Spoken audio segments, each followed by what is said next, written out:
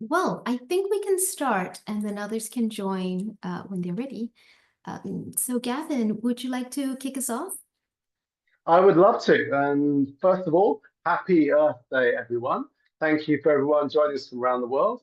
Particular appreciation if it's slightly later in your day. We've tried to accommodate all time zones, and I hope this is kind of a bridging across the world. And so I'm Gavin Heyman. I'm honored to lead the Open Contracting Partnership. And our mission really is to open up and transform public spending and procurement around the world. Now, nowhere does that spending have a kind of more dramatic or immediate impact on citizens and ordinary lives than on disaster risk reduction and ensuring that we have climate resilient infrastructure. So today, we're delighted to be bringing together some of the best and brightest global thinkers on that topic for you. There's also the global launch of our new disaster risk reduction data solution, which is designed to empower decision makers to prioritize the right investments that best protect the most vulnerable communities at risk of flooding and potentially other disasters too. So we'll be hearing from some of the amazing coalitions of stakeholders working on that, particularly in India, including the state agency responsible for managing disasters in Assam and our super smart tech partners, CivicDataLab. We've also invited some thought leaders on disaster management, climate resilience, and public procurement together to give you their best thoughts and advice on this exciting topic. And lastly, we've got two prestigious funders who are supporting the work, and they can tell us why it matters to them. That's the Patrick J. McGovern Foundation and the Rockefeller Foundation. So let's get things started. I'm going to hand over to Dipali Khanna, who leads Rockefeller's work in Asia. Thank you very much, Dipali. Thank you so much, and greetings, everyone. On this Earth Day, as we reflect on our planet's resilience and our shared responsibility to protect it, I'm truly honored to join you in advancing a critical conversation about climate action. I head the Asia Regional Office of the Rockefeller Foundation, and I'm based in Bangkok. A heartfelt thank you to the Open Contracting Partnership team for inviting me to share my thoughts on this significant occasion. It is truly a privilege to join so many forward-thinking leaders committed to addressing the defining challenge of our time, the climate crisis. As extreme weather events escalate globally, cities, especially in Asia, are on the front line. Communities face devastating floods, cyclones, and heat waves that threaten lives, livelihoods, and hard-won development. Asia, home to some of the world's most climate vulnerable populations, is also a part of innovation. Today, we celebrate one such breakthrough, the global launch of the Intelligent Data Solution for Disaster Risk Reduction, a testament to collaboration and ingenuity. I think we can have a round of applause for the team here. Climate disasters are not abstract threats. Let me share a sobering reality. 1.47 billion people globally are directly exposed to flood risks, with over a third living in poverty and 132 million in extreme poverty. These communities often lack resources to invest in resilience, bear the brunt of disasters. Floods destroy homes, cripple infrastructure, and push families deeper into hardship. Building resilience is very complex. Disaster risk reduction and demands coordinated action across agencies, sectors, and stages of crisis management. Yet too often, data is fragmented, scattered across systems, formats, and jurisdictions. Decision makers sometimes struggle to piece together insights to prioritize the most urgent needs. This is why the Rockefeller Foundation partnered with Open Contracting Partnership. Our collaboration rests on a simple truth. Asia's public sector is pivotal to climate action. Public procurement, a cornerstone of governance, can channel resources effectively to protect the vulnerable. The IDS-DRR platform embodies this vision. By integrating data sets on flood hazards, community exposure, socioeconomic vulnerability, and government contracts, it empowers stakeholders to pinpoint risks and allocate resources where they matter the most. This is not just data, it is a lifeline for marginalized communities. Today's discussions will delve into technical details, but I want to highlight a design principle critical to equity: openness.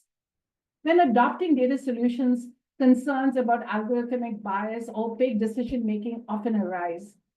The IDS-DRR addresses this by being fully open source. Its code, data sets, and methodology are transparent, allowing governments to review, adapt, and contextualize the tool. This fosters trust, ensures accountability, and democratizes innovation. Sorry about that.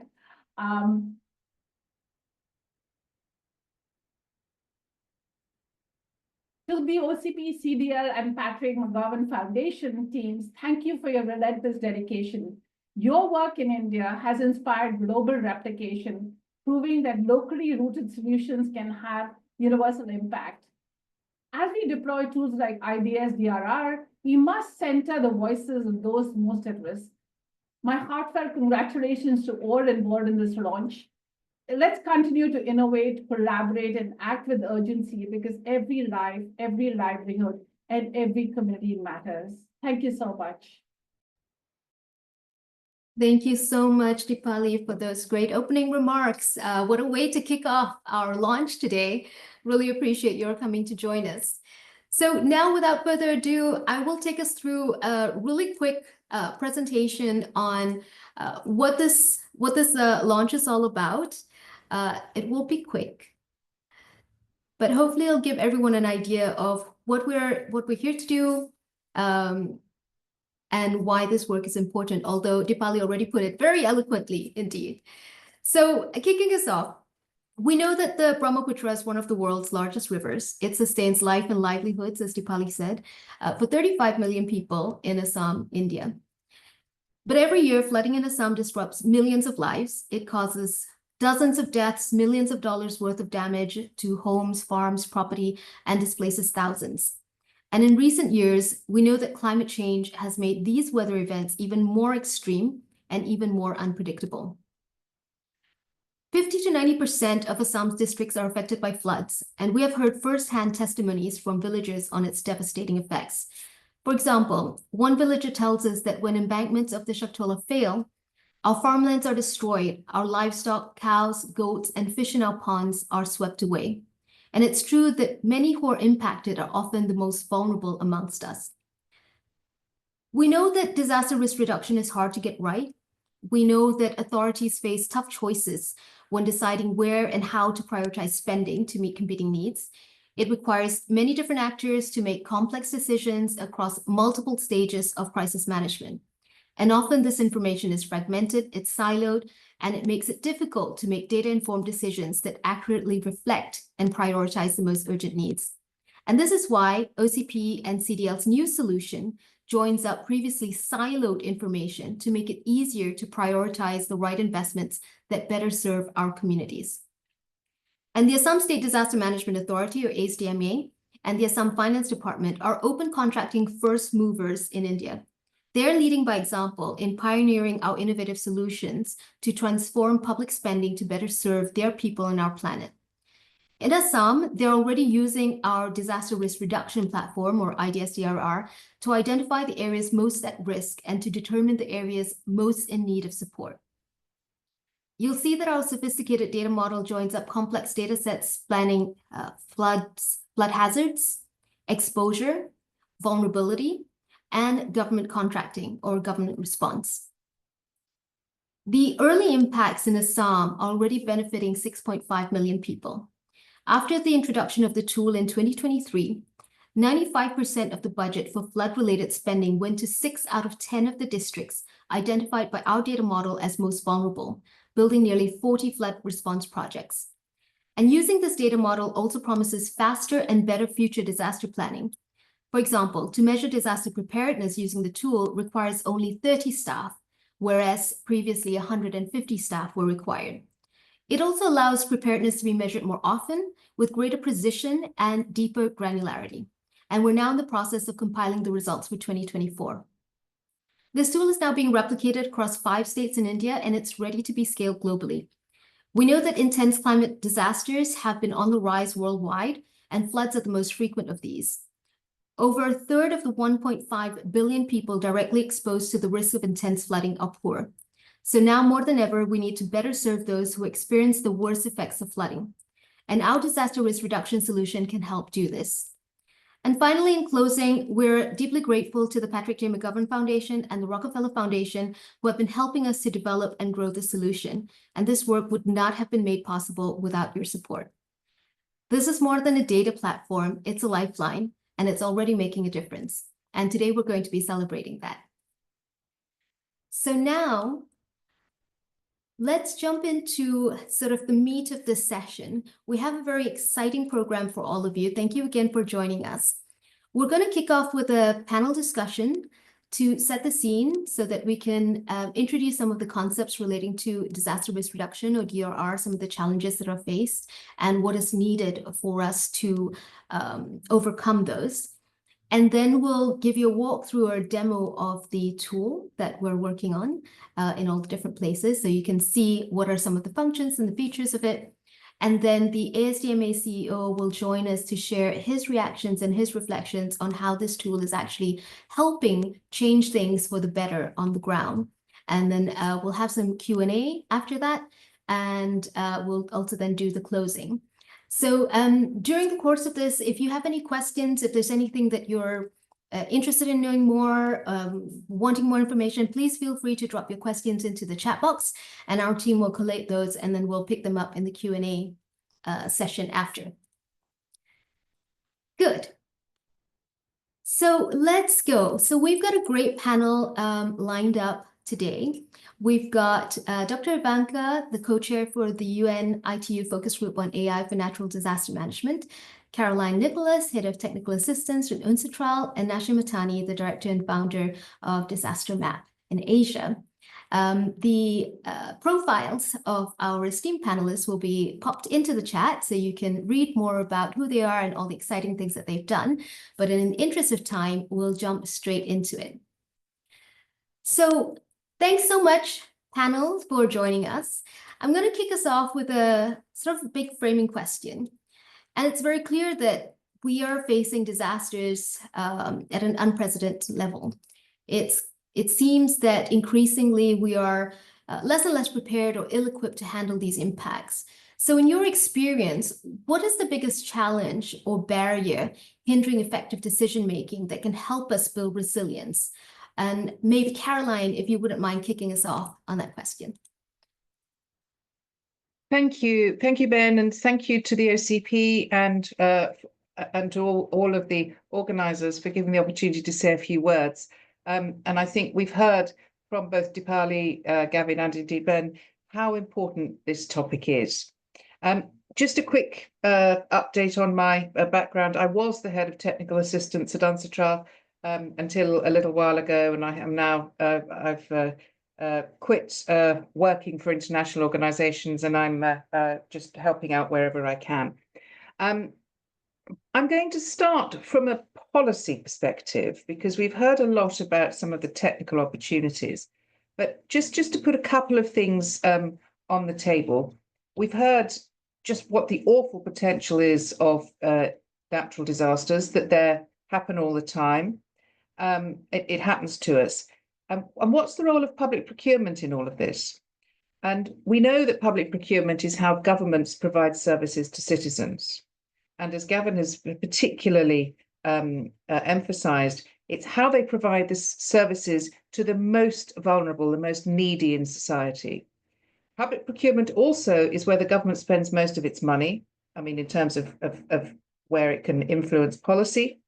And Gavin also mentioned infrastructure. Now, infrastructure is absolutely critical and is going to become very critical as we deal with climate change.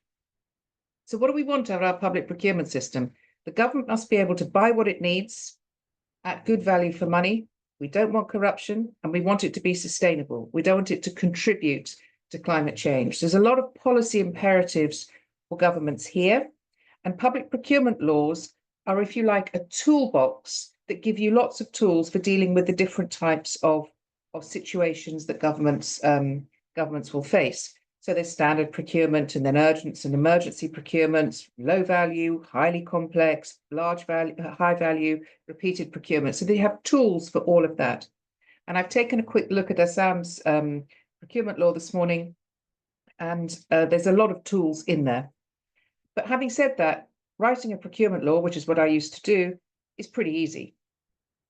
Using it and using it correctly is the tough bit. So let's think about what you want from your procurement law and your procurement system as a disaster strike.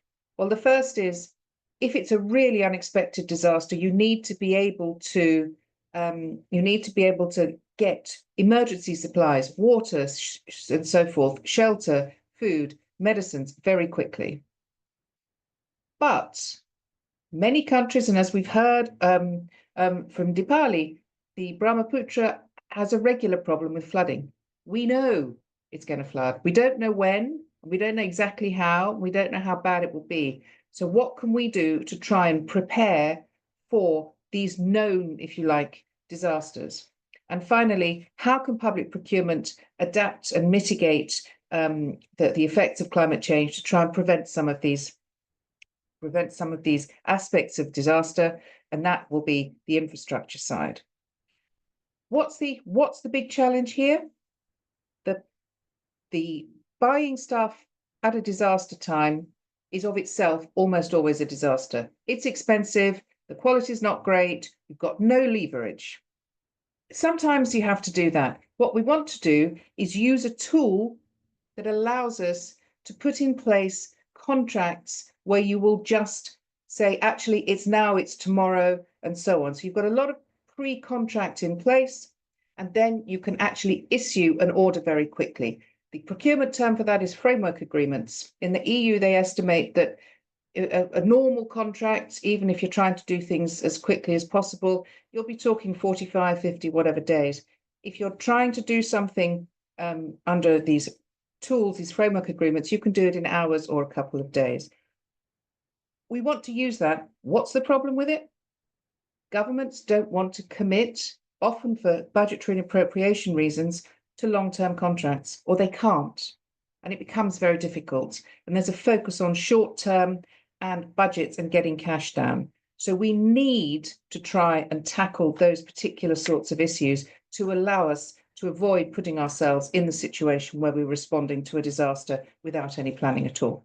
I'll stop there. Thanks very much. Thanks so much, Caroline, and thanks for that great overview of the challenges within procurement, which you summed up so nicely and so eloquently. And we'll come back to that in a moment. And I'll turn now to Ivanka. If you'd like to share from your experience what you think the challenges and the barriers are for effective resilience building. Sure, and thanks for the nice introduction and all for this really insightful discussion. I'm not familiar with procurement at all, so this has been really insightful. I come more from a data and AI perspective, but if you ask me about the biggest challenge, for me, the biggest challenge is the multifaceted nature of resilience itself. We need to understand the complexity of risks that are influenced by a combination of natural, social, economic, and political factors.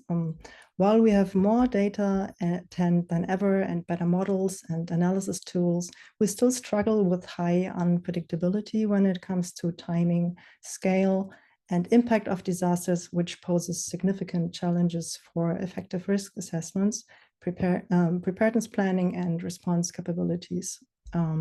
Also, gaining some background information through the use cases that have been submitted to our focus group from all over the world, it becomes apparent that next to data and modeling challenges, which I'll probably talk about a bit later, factors such as community engagement and consideration of different cultural perspectives, as well as strong political commitment and governance structures to implement effective measures, play a crucial role. In the end, having the best tool at hand is no good if it is not used.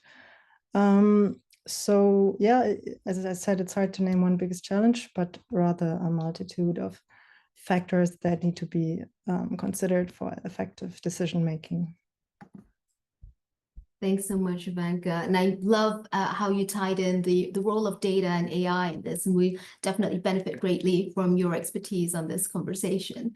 So going over to you, Nashim, last but not least, same question, and you have a very unique perspective working at the coalface of civil society action. So what do you think are some of those big challenges and big barriers that prevent resilience building?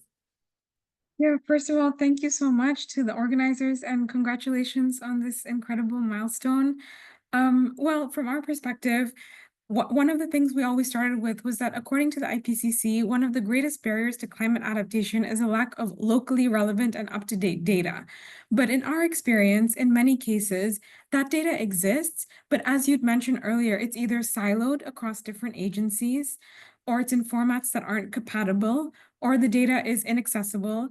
And in many cases, what we found is that today that data exists in formats that are not traditional sources of formal data. And what I mean by that is that there's a lot of useful information being shared by people on the ground through community groups, through social media, and these non-traditional data sources are often the fastest and most hyperlocal data sets, but they rarely make it into formal systems. And it's also very hard to sort through all of that noise on social media and verify what's credible, now more than ever, perhaps. But this is the gap that we've been addressing through our work at Yayasan Pata Bencana or Disaster Map Foundation. Since 2017, we've been developing a software that can plug into any social media channel, detect keywords like flood or earthquake or fire, and we automatically reply to those users asking them, hey, are you really in a disaster? And if you are, would you like to submit a report? Those reports are then used to map disasters in real time on an open web-based map that's free and accessible for anyone to use. So in Indonesia, it's called Peta Bencana, which is Disaster Map Indonesia. In the Philippines, it's called Mapa Calamidad. And this is used by residents, it's used by government agencies, it's used by first responders to make decisions about navigation, about response, about logistics coordinations. And according to the Emergency Management Agency, it's the fastest information source they have because it is coming from people on the ground. And even agencies like NASA have used our data to ground truth their satellite flood mapping because that data that comes from people can be, if it's structured and designed in a way, it can be far more accurate, far more at a far greater resolution than what satellite data can provide. And so to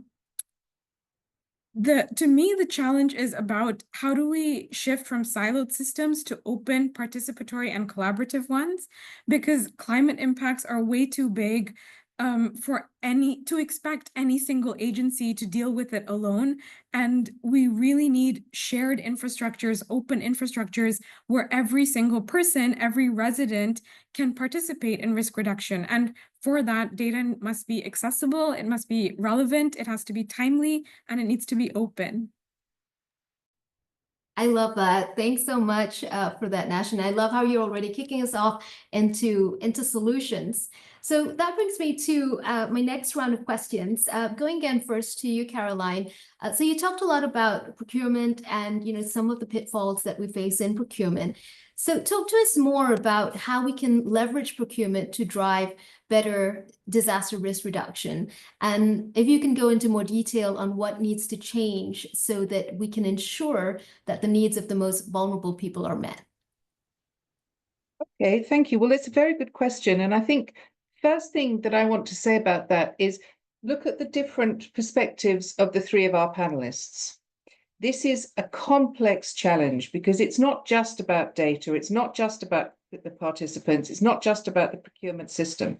So one of the first things that we need to do is to recognize that we all need to talk to each other and look at the data and what is available.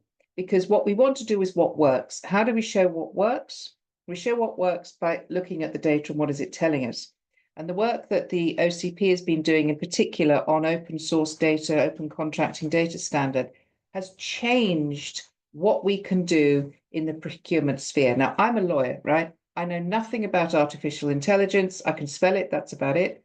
But what I do know is that if you don't have good procurement data, you can't see whether what you're trying to do works or not.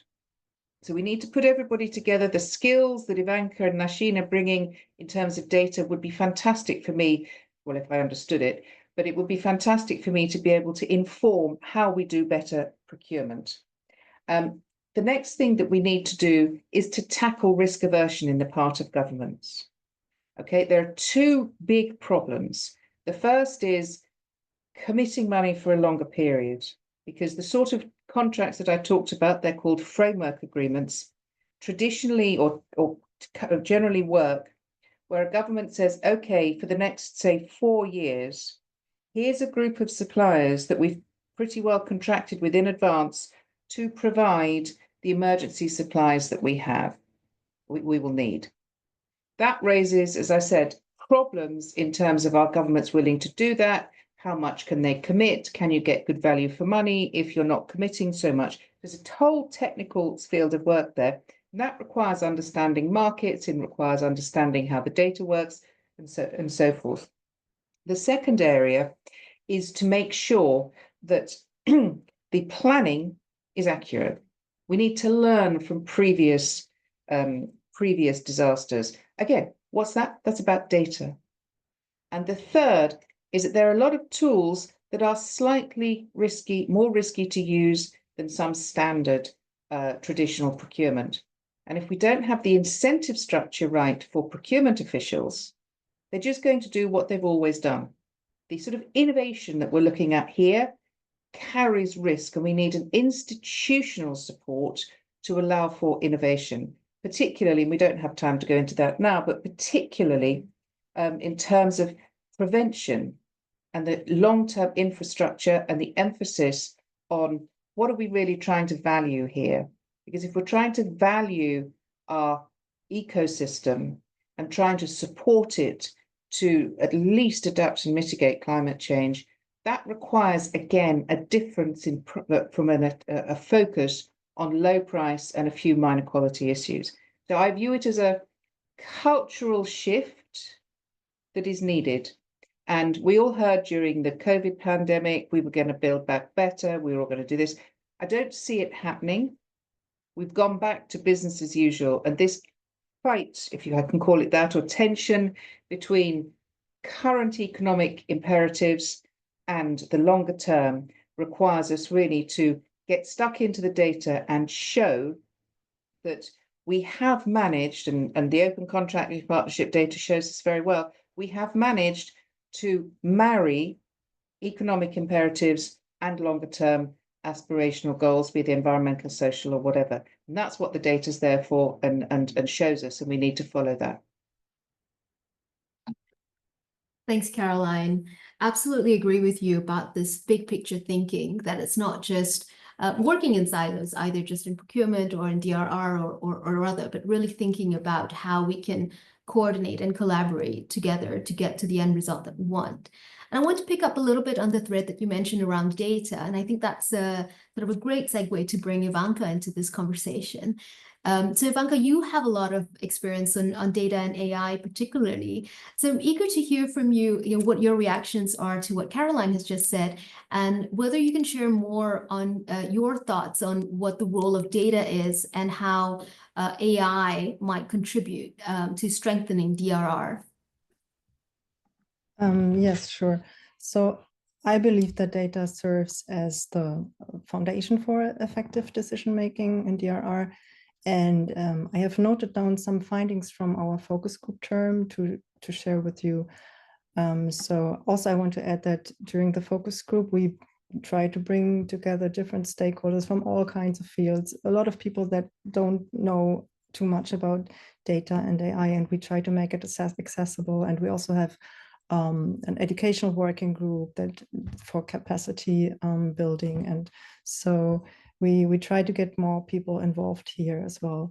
But back to the findings I promised. So by collecting and integrating diverse data sets ranging from meteorological data to socio-economic information, organizations can create a comprehensive understanding of risks. This allows for better identification of vulnerabilities and risks within communities. Machine learning algorithms then can analyze large data sets to identify patterns and predict potential disaster events. For example, they can forecast weather-related disasters by analyzing historical data and real-time environmental conditions. The use of machine learning models for this task has shown to significantly speed up predictions compared to traditional weather forecasting models, and this predictive capability can be used to enhance preparedness by providing early warnings that can save lives and resources. Machine learning models can also improve risk assessment by evaluating factors such as population density, infrastructure resilience, and environmental conditions. This in turn can enable decision makers to prioritize areas that require immediate attention and resources. Machine learning can also facilitate scenario modeling, allowing stakeholders to simulate various disaster scenarios and their potential impacts, which helps in understanding the effectiveness of different response strategies and enables better planning for resource allocation during emergencies. And yeah, I could go on and on these examples. Maybe just one final one. AI technologies can also support real-time monitoring and of disaster situations through data from sensors, satellites, as well as social media data, as Nashin outlined earlier. Machine learning algorithms can quickly analyze and interpret this data to provide timely insights that assist emergency responders in making informed decisions during a crisis. Yeah, for more information, I later will provide a link for the global initiative, including the focus group outcomes in the chat, for those that are interested to learn more about the use of AI and data and learn more about specific examples. Thank you so much, Ivanka. There's a lot to unpack there, and we'd love to learn more about that. And maybe we might get a chance later on in the Q&A section. And so building off that, going over to you, Nashin. So Ivanka has talked a lot about sort of technical solutions and advanced and complex solutions for, how this might help to build resilience during or after disasters.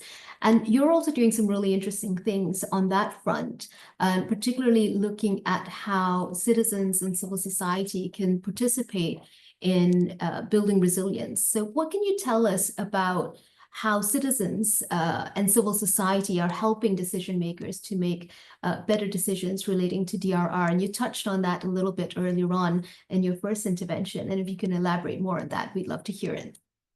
Yeah, sure. Thanks so much, Ben.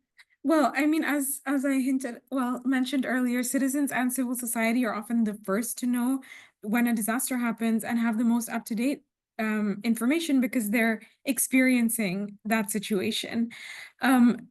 Studies have also shown that I think 50 to 90% of immediate response is done by neighborhoods and communities before formal response system comes in. And I think that's an incredible resource to tap into. And so if we can consider the question actually not asking how residents and citizens can help, but how can systems be designed by default to include them?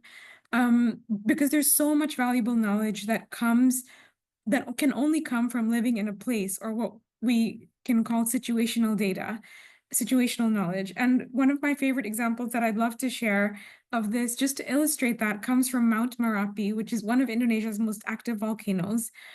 We worked with the communities who live on Merapi, and on Merapi, there are different villages that live on the different slopes.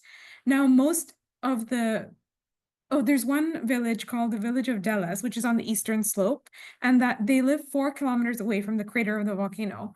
And they've developed a special relationship with the monkeys that live at the top of the crater. And many other villages on the other slopes shoot the monkeys because the monkeys are a nuisance, they steal their crops. But in the village of Delas, they begin feeding the monkeys fruit in order to enter a sort of risk reduction allyship and strategy. And the reason is that when there's any volcanic activity, the monkeys are the first to detect it. And so when the monkeys have to choose to run down the volcano when they detect that activity, because they have that trust with the village of Delas, they run down that slope. As a consequence, that village is the first to know when there's any activity. And what they've done is they've developed a community-built radio system so that when the monkeys run down that slope, they alert all the other communities living on the other slopes. And today, at the base of Mount Merapi, there's a monitoring center with some of the most complex and sophisticated technologies and seismographs for estimating volcanic and seismic activity. But the monkeys have always been the first to know when there's been volcanic activity on Merapi. And that village actually now has a relationship with the Emergency Management Agency, which is located at the base, and they're sharing information with each other. So I think, especially in a time when, specialized expertise have come to dominate a lot of the conversation where we prioritize certain types of knowledge over others, I think it's really important also to create systems that value and validate local knowledge just as much. And civil society groups and residents bring hyperlocal insights that can make national level systems smarter and more responsive. And I think local knowledge is among the most valuable inputs of climate data. And what we've been trying to do is how do we marry this with the technologies we have to scale that data, to make that data, to share different ways of reading the environment from different agencies, from different perspectives, because we all experience things differently, but there are clues that we can each give each other in order to address the challenges that we have. Thank you so much, Nash. And I love that example. I'd never heard of it before, but that is fascinating about the monkeys on Mount Merapi. And I think that's such a great example of local knowledge and a combination of local knowledge and nature-based solutions, and thinking about, how we can harness all of these different factors, as you mentioned, to come up with meaningful solutions. So thank you so much for that. And I think that's a great way for us to kick off into the introduction and the demo of the tool itself, which addresses some of these challenges that the three of you have talked about, and some of these potential ideas for solutions, or what needs to change, that is sort of captured within this tool that we've developed together with CivicDataLab. So maybe I'll hand over to you, Gaurav, and you can walk us through the platform and some of the learnings that we've had to date. Thanks a lot, Ben. And so good to see everyone joining us on this Earth Day to discuss the launch of IDS-DRR, our solution for intelligent data solution for disaster risk reduction. I hope my slides are visible. So a brief introduction about CivicDataLab. We enable data change makers to leverage data and AI to drive public good in India and beyond. We have been collaborating with partners like Nashin to create Beta Benchana and Mapa Calamidad to help community response for disaster risk reduction. We've been partnering with OCP on public procurement reforms, and we have been working with Ivanka and her team, the ITU working group, to see how we can make AI solutions work for disaster risk reduction. So great to see all of them speak about this topic and share their important perspective. As we all know, climate change and extreme weather events have been increasing in Asia, and now Asia has become the most disaster-hit region when it comes to climate and water-related hazards. And according to WMO, floods and storms caused the highest number of reported casualties and economic losses in the region, with more than 80 reported cases on an average every year, and 2,000 deaths, with 9 million people directly affected, and numerous economic damages. At the same time, most of the national meteorological and hydrological services lack data-tailored products to combat some of these issues and provide right information at the right time for the disaster risk reduction communities to get activated. And we have seen at the national level this deficiency, but at the same time, at the sub-national level, this gap further increases, making it much more difficult to make localized disaster risk reduction data-driven in nature. At the same time, most of these authorities lack public priority funding for different regions which require maximum attention and protect the vulnerable groups at the right time. And all of this further becomes exacerbated when we see data in silos, data is not being interoperable, lack of data standardization, making it difficult for analyzing all of this data in a timely manner to take data-driven action. That's where we collaborated with Open Contracting Partnership and with the support of Rockefeller Foundation and McGovern Foundation. We started to create an iterative approach to understand how can we bring all of these data sets together, working regularly with the communities to understand what kind of data sets exist. Assam State Disaster Management Authority is one of those progressive departments which convene publicly every Friday, giving opportunity for partners like us to discuss our issues, discuss data sets, discuss possibilities, and an iterative approach regularly with all the staff members, giving us an opportunity to co-create solution truly from the ground. Let's look into the solution now. We have been waiting for this moment for a while. So IDS-DRR, Intelligent Data Solution for Disaster Risk Reduction, has three major components. It provides climate data exchange, which collates all the data sets at one place, an AI model, which creates a comprehensive risk assessment to understand risk scores at the district and the sub-district level, which is the most local administrative unit, to help various authorities prioritize public funds and aid for disaster risk reduction. And lastly, it enables citizens to further localize disaster risk reduction by having this open information, open data, and open insights at their access. So let's look into the solution now. This is the platform, and I would request my team to quickly share the link of the platform on chat for you folks so that you can also navigate with me. This is the homepage where you can see where we already have active analytics dashboard. Currently, it's launched for Assam. But as you can see, we have Himachal Pradesh, Odisha, Bihar, and Uttar Pradesh also in pipeline. In upcoming weeks, you would see insights coming and data sets coming from these regions as well. We have the dataset catalog, which is categorized in hazard, exposure, vulnerability, and government response. You can see some of the high-value data sets here, as well as some of the stories of how this data analysis is working on ground. If we quickly see the analytics,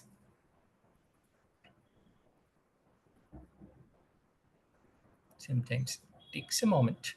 You can see the overall flood risk, and you can see which districts are impacted the most.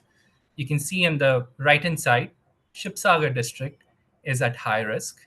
You can see the hazard value, the government response and exposure and vulnerability scores. And you can see which are the sub-districts which are contributing the most to the risk of this particular region. So two regions, Dimau and Shibsagar, are relatively at higher risk compared to other revenue circles present in the district. And this information is as per the last monsoon season of August 2024. So we are going to update the information as we hit this monsoon season next month onward. You can also see the hazard, total monthly rainfall. You can see, you can just go back to the whole map and see the total monthly rainfall, how the inundation is happening in the region, exposure, how different households get impacted, how elderly population get impacted, children get impacted, vulnerability, how many human lives got lost, crop area which got impacted, and so on, as well as government responses. As Caroline explained, how public procurement acts as an important tool to understand where the government is making decisions. So you can see where the tenders have been made recently as well. Overall, flood risk score helps you analyze how is your region performing compared to other region in the state, and what kind of localized action you need to take. Same information is available in table view as well as in chart view. You can deep dive for one of the district and see the risks for those particular months, or you can also see how the risk score has changed in last couple of months. As you can see here, the flood hazard has increased in the last 3 months of the last monsoon season for Shibsagar district. You can also explore the data sets so that you can draw insights on your own, and all the available data sets which go into our model for risk assessment. We try to clean them and mention them here so that you can download and access and do your own analysis if you feel like. And we also have a downloadable report, which just helps citizens as well as other stakeholders to download the information at one place, making it easier for them to analyze information on popular social media applications or chat-based services, where a lot of communication still happen for high priority government response. So yeah, this is how the report looks like. You can see the top highlights and spending patterns, and the report also gives key suggestions for different stakeholders to take timely action. What we are seeing is how this particular tool is helping field officers as well as district decision makers on ground. We have conducted several training sessions for close to 250 officials, and 97% of the participants in our training sessions have mentioned that this really helps them find all the relevant information at one place. 80% of the participants indicated that this helps them understand the disaster risk in a timely manner and take data-driven project proposals to the right authorities for long-term resilience. Caroline also mentioned that we need to institutionalize some of these reforms, and that's something which we have been working on. So during the Advantage Assam Summit this year, the Chief Minister as well as the local ministers have launched the platform officially with the help of Assam State Disaster Management Authority. And we have also signed MOU with Assam State Disaster Management Authority to continue to build capacity of several stakeholders at the state level as well as the district level to use the tool and derive insights in a timely manner. We are also conducting workshops at the district and sub-district level so that we can gain further insights, validate some of the findings from the tool, and put it as a feedback into the tool so that we can mention how this could all work in a much more localized manner. Next, what we are doing is trying to expand this with help of OCP and other partners to extreme heat events, because apart from flooding, Asia also is facing extreme amount of heat waves and urban heat islands in the region. So we are using the same set of data sets to run a different model to understand how the extremely heat events are happening in the last couple of years, and where is the land surface temperature rising in the summer season, just before the monsoon. We hope to expand this in other geographies beyond India. So we are working to explore how this could be replicated in Bangkok, Philippines, Indonesia. And early prototyping, along with collaboration with Open Contracting Partnership and Bangkok Metropolitan Administration, is already undergo. Where we are trying to see how we can analyze the flood risk related data sets available with the PMA agency and how that could be localized to create timely local responses of where the risks are the most. So I would pause here and hand it back to Ben. Thank you so much, Gaurav. That was really interesting. I'm sure others found that too. We will have some time for questions, and I see there are lots of great questions already in the chat, so please keep them coming. We're very lucky at the moment to have GD Tripathi, the CEO for the Assam State Disaster Management Authority, with us. So you'll remember that I talked about Assam being the first to implement this solution and take things forward. And I would love to invite GD sir for you now to give your reactions to what Gaurav has just shared, because you obviously have firsthand knowledge of implementing the solution and using it over the last couple of years, both at the state level, and I know that your district officers are also using it. So over to you, GD sir, eager to hear from your thoughts on how you see this tool working, how it's helping ASDMA in your work, and also maybe some forward-looking ideas on where you would like to see this go, and what are maybe some of the gaps that you would like to see plugged, and what else you would like to see as part of this solution. Over to you, GD. Thank you, and very good evening in India. It is evening. I think you will be having morning. So very good evening and good morning according to the localities on the globe. Thank you, Ben, for giving this opportunity, and also Gaurav for doing this task for Assam State Disaster Management Authority. In fact, since we have launched this solution recently and over the last 3 years, the kind of engagement we had with CivicDataLab, it has been quite a journey. And in fact, our teams are starting from the very low level field officers up to the State Disaster Management Authority, including Chief Secretary, have been involved into the process of development of this particular platform. And one good thing I would like to share that since this platform has been launched, all officers, all field officers have been trained. Now we are going to use these flood vulnerability scores for allocating the advanced resources to all the districts to tackle the flood which is likely to come. So that basically increases the immediate confidence into the scores that have been created using this particular platform. And we are going to deploy our advanced resources in the districts and co-districts using this particular model. So that is one very important thing. The second thing which I have been requesting, and Gaurav is working on this, can we make it more granular? Because at present, the granularity is definitely up to the co-district level. Can we make all our villages which are there, the village hamlets, whether those can be scored and those can be sensitized in a manner so that village disaster mitigation plans which are being prepared, and those can basically be informed by this particular platform. So that is the task which we are looking forward to make it more granular, more hyperlocal, so that our data availability becomes of great importance to us.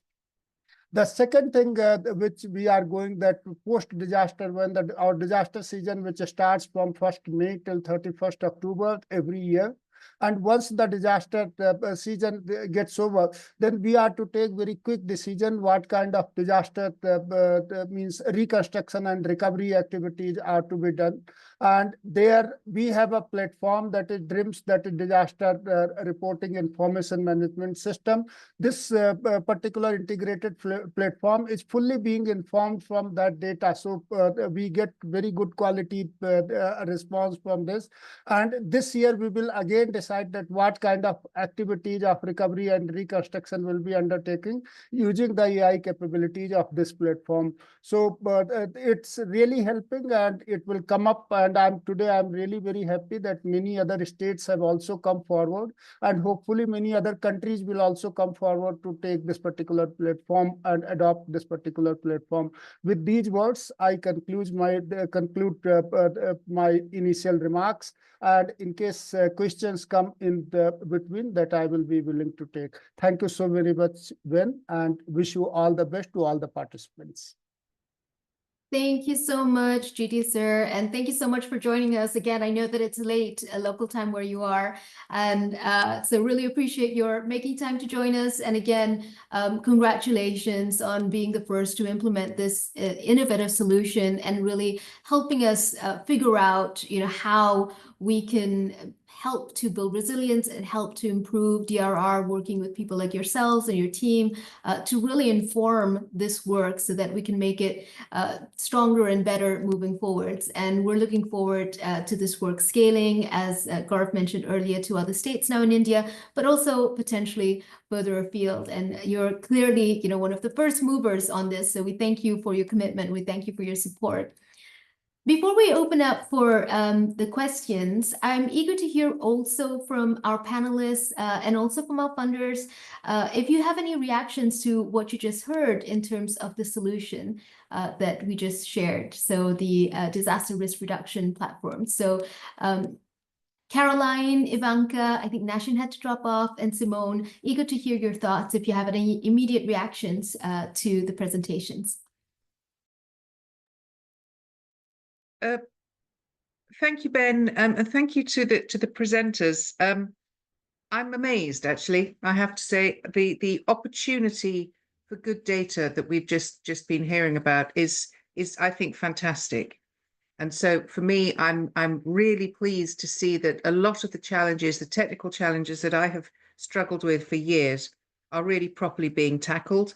And so I'd like to congratulate the governments here, the Assam and Gaurav Gotwani in particular, for pushing a solution there that really, really has the potential to be a game changer. Thanks, Caroline.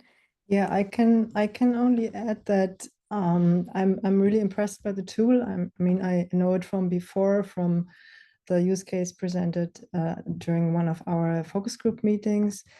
And I think we've seen a very comprehensive tool that can assess vulnerabilities using different types of data. And I think this is a significant step towards equitable resource distribution. So what equally amazes me, though, is that it's also the working relationship, the working cooperation between a tech company and the government. So this is something that doesn't always happen, right? So a lot of technical solutions exist and then they end up in the door. So yeah, congratulations for this outcome. Thank you so much, Ivanka. And Simone, how about you? No pressure at all, because I know you're giving the closing remarks, but if you'd like to react, we'd love to hear it. Sure, it was great to see the demo. I think for me, I am excited to see the way that you all have made the insights from IDS-DRR accessible to folks with varying levels of technical expertise. So, just wanted to highlight that. As well as it's great the way that the tool reflects the disparate impacts that climate-related disasters can have on different communities and subpopulations. Thank you so much. Great. And similarly, for all the participants on the call today, if you have any reactions to the tool, please feel free to pop it into the chat. We love feedback. And if you have any ideas on how to improve it as well, we'd love to hear it. But now that brings us to the next bit of our session, which is the Q&A. We've got some really good questions already coming in through the chat, and I'll deal with them in turn. So first up from Greg Bloom, there was a question that Greg raised about how building capacity is really the key thing to ensure equity, and how we get to better, whatever better might be. So there's a question around that Greg raised around how can we ensure that capacities are built and to make sure that it's not just a technical solution, but it's something that's actually used in a meaningful way to deliver these better outcomes. So maybe Gaurav, I can hand that over to you, and if you'd like to speak to that. Thanks a lot, Ben. So what we have been doing is we co-created this solution with community as well as government stakeholders. So as I was mentioning, Assam State Disaster Management Authority is one of the most forthcoming disaster management authorities we have engaged with so far. They organize public meetings every Friday. So every Friday morning, we have an opportunity to interact with government officials, other civil society members, volunteer groups to understand how data of different forms related to disaster is being managed and utilized. At the same time, what we did is also visited some of the high priority districts based on our early insights and understood from them what are their challenges, tried to see how that could be taken into account while developing a platform like this. And once the platform came from alpha to beta stage now and ready to launch, what we have been doing is conduct regular capacity building sessions, not just with the government stakeholders, but also with civil society organization, volunteer groups, and other stakeholders. And the platform works in English, Assamese, and Hindi. And soon we are working to integrate other languages as well. So that's much more accessible for people who don't speak English as their first language. So that's another way with which we are building capacity of different stakeholders to understand different data sets in their own local languages and the impact of some of these disasters. We're trying to see what are the qualitative insights on how people can consume some of this data, try to see how that could be fed in further back into the platform. So that iterative agile approach has helped us build the capacity of the stakeholders so far, and we hope to collaborate with more civil society organizations and intermediaries to see how this could be further led up. Thanks, Gaurav. Absolutely +1 to that. And if I may add to that too, in answer to this question, there's been a lot of work, as Gaurav rightly said, not just to iterate and continue to refine the platform, but literally build capacities of hundreds of state disaster management officials and district disaster officials to use this tool as part of their day-to-day operations. And I think that's why this model is so effective, because it's not just a technical solution, but it's a really something that helps to drive sort of end-to-end change management processes. And I think that the Assam State Disaster Management Authority has done a really great job there of really embedding it as part of their operational policies and processes. And we've seen a lot go on there to create that kind of enabling environment, that ecosystem that ensures that this tool is not just put into use, but stays in use over time.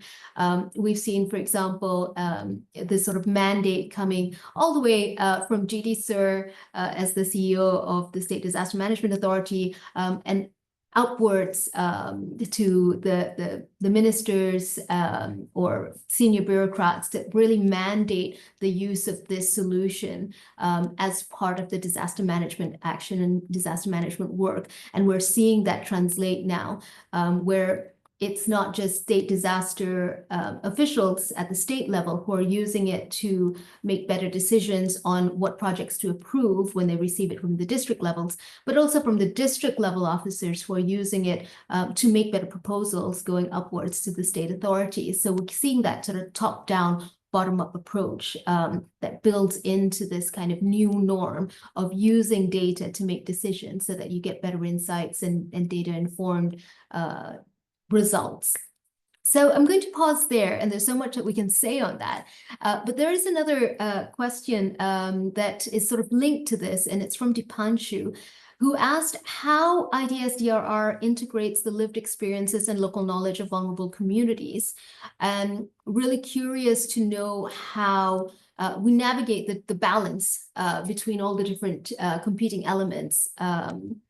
And I think there was a really good piece in the chat. There's some really good conversations there around, what this all means. And there was some some views that suggested that this was just a technocratic initiative.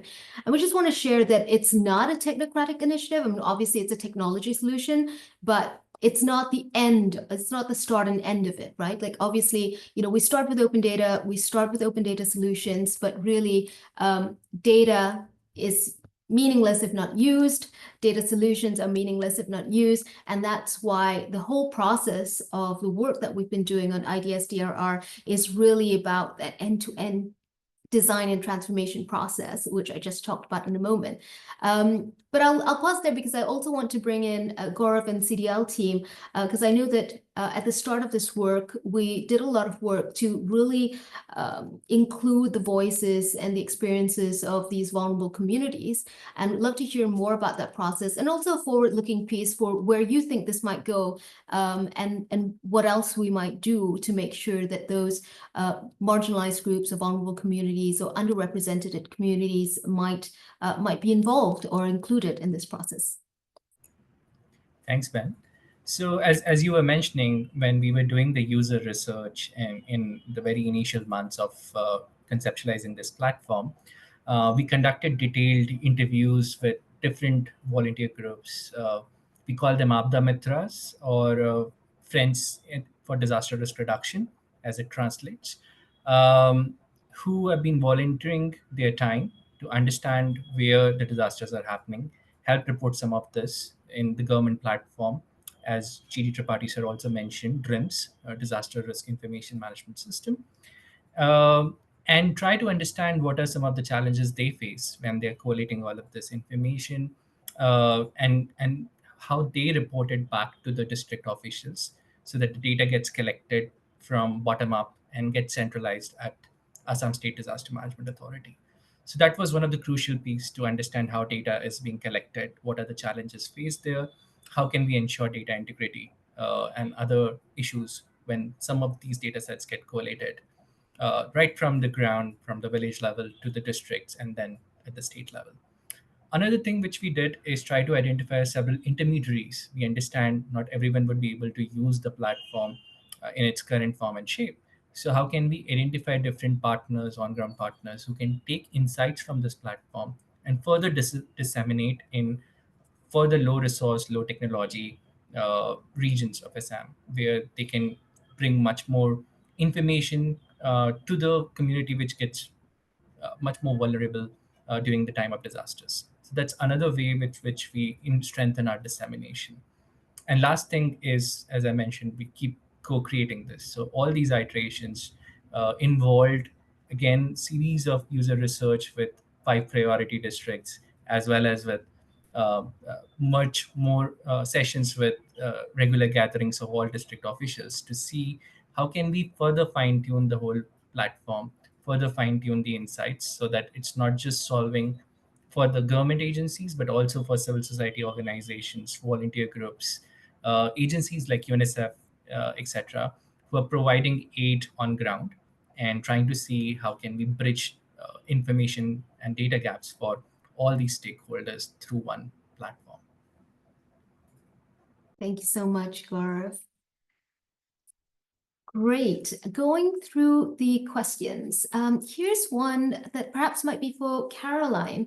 So Avdesh asks how or what data-driven policy measures can be implemented to enforce safer building practices and strengthen disaster risk reduction in vulnerable regions. And I know earlier you talked about infrastructure, and I wondered, Caroline, if you wanted to speak to that in terms of, how what are some of the data-driven policy measures that you've seen work that can help to deliver safer buildings and strengthen DRR? Thanks. It's a very good question, and actually quite a difficult one, because clearly what we want to look at is find out where buildings and infrastructure have not proved to be sufficiently resilient, okay? And so that involves quite a lot of historical work. But what I think is really important in this is to take a very expansive view of how you should research this. And I think Gaurav has just made a very, very good point about collaboration between the public and the private sector. Because I think you need a two-pronged approach. The first is rigorous standards properly enforced. Now that's a whole nother game that we don't have time to get into today. But there's a lot of evidence all over the world that these sorts of standards don't get enforced properly. And secondly, an openness to share data to see what's working and what's not working. And there are different ways of constructing infrastructure in the procurement sphere. Traditionally, the government controlled everything. It set all the technical specifications, it set all the quality requirements, and so on. More modern approaches allow the private sector in to help with the design and the technical side of things. Now that raises governance questions that can be quite tricky.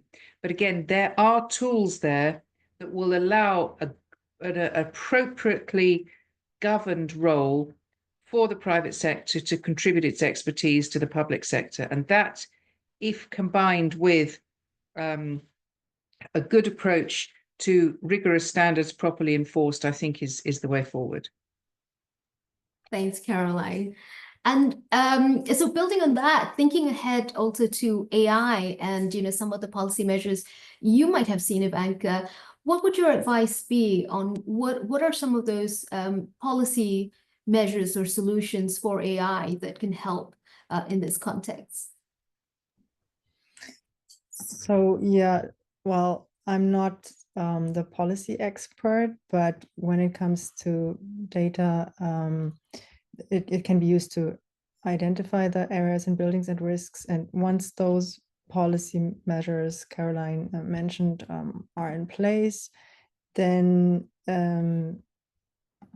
monitoring stations could be used to collect data to basically monitor compliance and identify non-compliant structures, especially in high-risk areas. So this could be a use of data in that regard. Thanks, Ivanka. I think we have time for maybe 2 more questions, and that there are quite a number of them, but we'll try to wrap up so that we can close on time. So just choosing maybe a couple of maybe slightly different ones. There was a question from Dipankar around heat mapping. And the question was, I'd like to understand more in the heat mapping. What part of Assam will be 45 degrees Celsius this year? And what are our plans for incorporating heat into the model? So maybe going back to you, Gaurav, and you can share more about our ideas here. Right. So we have just started working on heat, and it's been just a couple of weeks where we have started to collate all the satellite imagery data and other data sources to understand when Assam is facing longest amount of heat exposure, especially in terms of land surface temperature, rise in the land surface temperature, and how is the observed mean of land surface temperature rising compared to last couple of years. So in very early insights, we are seeing districts of South Salmara, Dhubri, Moregaon, Kamrup Metro, and Bajali being much more at high risk of facing high land surface temperature in upcoming months. And what we are now working on is to create analysis for urban heat highlands, especially for urban areas like Guwahati, Dibrugarh, and so on, to see what are those neighborhoods which get impacted the most with urban heat islands coming in, and how can government agencies, civil societies can take proactive measure to curb for the heat action plan. In fact, there are discussions going on to see how a data-driven heat action plan for local knowledge sharing can also be developed. And Assam State Disaster Management Authority is already having consultations and discussions in this direction. Thanks, Gaurav. Maybe whilst you're here, maybe 2 more questions on the methodology and the tool. So the first one is from Anwesha, who asks, how do you fact check data in a disaster situation, especially as in these circumstances, information integrity is often amiss, not because of any intentional or any intentional action, but because there's just so many moving parts. So what is your response to that? Assam's response to that is Gram Buras, or we call it village elderly. So Assam State Disaster Management Authority recruits a lot of village elderly who have been observing changes in weather for years. And they help district officials, Abda Mitras, and other agencies to see what are the changes in the local weather patterns they are observing at the village level. And they help us validate some of this information when it comes to the platform like DRIMS, Disaster Risk Information Management System, which is built by Assam State Disaster Management Authority and UNICEF. And this information further gets validated at the district level, where we standardize all of this, and then a report gets published almost on a daily basis, especially in the monsoon season, which summarizes all the major losses and damages which have happened on a daily basis across all the districts, sub-districts, and villages in Assam. This same report gets ingested into our platform at IDS-DRR and help us inform on almost near real-time basis what are the losses and damages happening in the region, which help us validate some of the insights which we are seeing from other data sets like satellite imagery or vulnerability-related information. And other level of validation then happens with the district disaster management authorities, who compile their reports using the platform to see where the losses and damages are happening the most, and then give their demands to Assam State Disaster Management Authority on where they want to build more long-term resilience projects. So that's the approach we have taken so far. We are hoping when this platform gets much more adopted with civil societies, academic institutions, and volunteer groups, they would also be able to share their inputs and identify some of the gaps, if there are any, in the data sets, and help us further refine the whole model and the technique. Thanks, Gaurav. One last question for you. There's a question from Lizzie, and her question asks, from your experience, what are you seeing in terms of information capture, and what is the most effective thing for a solution like this? Is it more centralized information or decentralized information? How does that tie into a tool such as this one? I think a federated approach might be much more better, where we have some sort of on-ground data collection, some sort of data validation, which happens at the district level or even at the sub-district level, especially for the high-risk agencies and high-risk regions. And then maybe the responsibility to publish and standardize all of this can be more centralized in nature. And that's where the data infrastructure can be managed. So that mixed approach helps you have certain onus taken up by the state level authorities who manage the data infrastructure, the data standardization, and other aspects of data publication, while your on-ground stakeholders, volunteer groups, and even field officers have the opportunity to contribute the local knowledge and traditional knowledge. And having regular dialogue between these two, as well as other stakeholders, is very crucial to ensure this whole platform to work. And that's have been something which has contributed to the success of the platform so far. Having almost weekly dialogue, especially during the monsoon season, to see how these data sets are speaking to each other and what are the local priorities, to understand how this data becomes more actionable, helps us close that bridge much more effectively. Thanks, Gaurav. Great. So we're almost nearing the end of our session. And before we go to the closing remarks, I'd like to invite Ivanka and Caroline, if you have any final thoughts or final reflections, hopes for the future that you'd like to share before we go over to Simone. Thank you. Well, I think we've had some excellent presentations and questions. And I think the thing that is really coming home to me is how much development there is in this field. And I'm particularly heartened about the public-private cooperation, because that's really how it's got to work. And there was another question in the chat about coordination of data. And I think that's an area that we really need to work on, because governments are rightly, in many cases, very concerned about letting their data outside.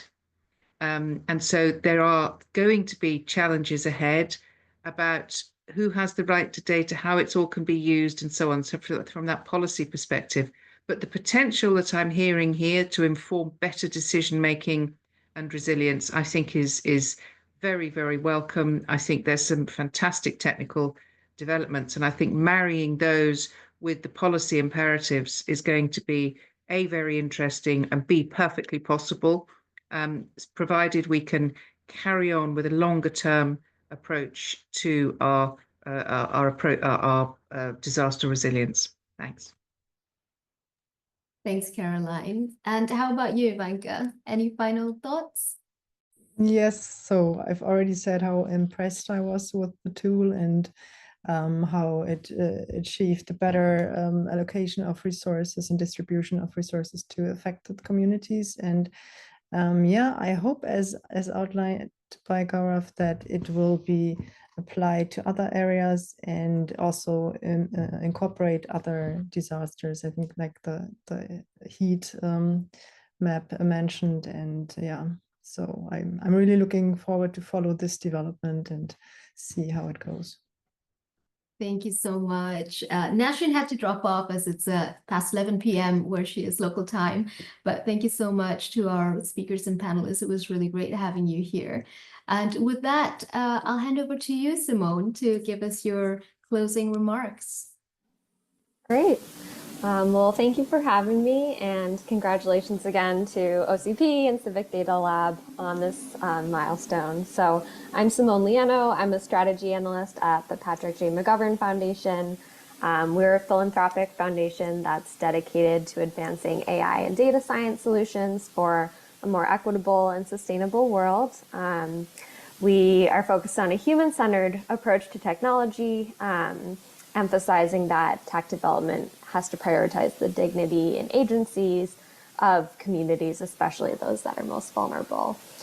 So we've been fortunate to partner with OCP and CivicDataLab since 2021, when they were part of our data practice accelerator at PJMF.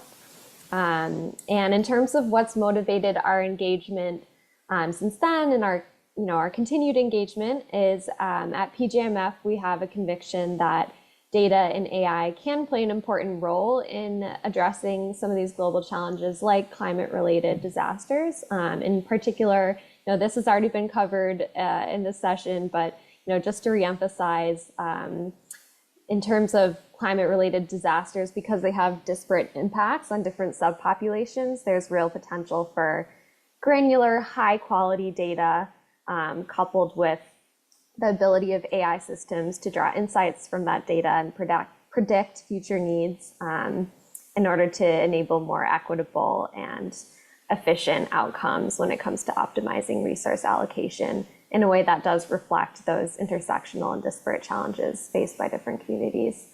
However, in order for this technology to actually have a positive impact, we also believe that it's critical for these solutions to be shaped by civil society organizations like OCP that are closely connected to the impacted communities. And there are several aspects of OCP's and CivicDataLab's approach to this work that I really wanted to highlight because they align with our perspectives about the way in which data and AI can be most effectively applied in this sector. So first, this has already been covered in the conversation as well, but just to reemphasize again, OCP's inclusive design process, the way that they work closely with stakeholders to ensure that IDS-DRR actually meets their needs. Second, the fact that they've prioritized transparency and explainability of IDS-DRR, so the users understand what is the data and factors that are driving a certain risk score, and that can fosters greater trust and willingness to use the tool. Third, I know Dipali from the Rockefeller Foundation also mentioned this, but the fact that IDS-DRR is an open source platform enabling greater access to that technology. Fourth, Ivanka also mentioned this in the panel, but something OCP understands well is that AI and data tools are only as good as their enabling environment. So it's also, it's not just about creating the tool, but also about behavior change. And so we really admire how OCP takes an intentional approach to capacity building and looking at existing workflows and processes and how IDS-DRR can fill gaps. Last, I wanted to point out the potential for AI and data to transform power structures in the way that OCP and CDL are engaged with neighborhood level local community representatives, village elders, so that they can understand and engage with the technology to be able to engage with public processes to inform disaster risk reduction decisions that will affect them. So just to kind of summarize, we're excited about IDS-DRR and think it's a great example of the way that data and AI can be thoughtfully and intentionally applied to a fitting use case. We're hoping that with this global launch, it'll bring greater awareness of IDS-DRR to the wider disaster risk reduction space, where we hope it'll be adopted more broadly. So with that, just wanted to close with a big congratulations again to OCP and CivicDataLab. A thank you to the Assam State Disaster Management Authority for being an early adopter of this tool and helping to shape it through your feedback. And we're looking forward to following the continued success. Thank you. Thank you so much, Simone, for those excellent remarks. And again, thank you to you and Nick and everyone at the Patrick J. McGovern Foundation for your support. And of course, also to the Rockefeller Foundation. Like, we could not have done this work without you. So we really appreciate your leading the charge and demonstrating, how philanthropy can really help drive climate action and change things for the better. So just want to say a huge thanks there. And of course, thank you also to all our speakers, our panelists, the Assam state government authorities, ASDMA, of course, and the finance department, and everyone else for also leading this work on the ground. And of course, our great partners at CivicDataLab, again, without whom this work would not be possible. And it's been a really fantastic partnership working together on this project. So we really appreciate all of you. Thank you everyone for joining. We're now at the end of our session, 3 minutes ahead of time. Please watch the space because there's lots of really exciting developments coming up. And if you sign up to our newsletters, you can also keep up to date on what events are coming up. We also have a newsletter that will give you details on other progress. So I think we can pop the link in the chat, or you can just go to our website, you'll find it there. So once again, thank you so much, everyone. This has been a great session. We're really excited to launch this model. We look forward to updating you with more successes in the future. So thank you again, and watch the space.